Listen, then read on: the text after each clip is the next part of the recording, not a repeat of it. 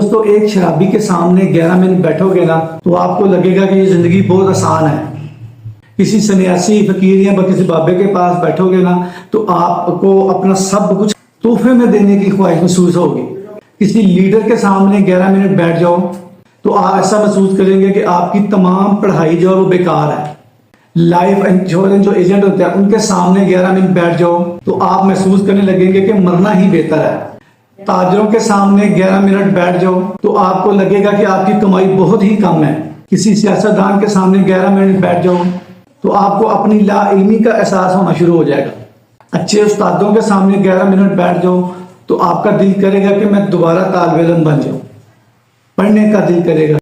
کسان یا کسی مزدور کے سامنے 11 منٹ بیٹھ جاؤ تو آپ محسوس کریں گے کہ آپ کافی زیادہ محنت نہیں کر رہے ہیں۔ ایک سپاہی کے سامنے 11 منٹ بیٹھ جاؤ، آپ کو اپنی قربانیاں اور اپنی خدمات کم لگنے لگیں گی۔ ایک اچھے دوست کے سامنے بیٹھ جاؤ تو آپ کو اپنی زندگی جنت لگنے لگے۔ جیسی اہمیت پہنیں گے نا ویسا ہی نظر آئے گا۔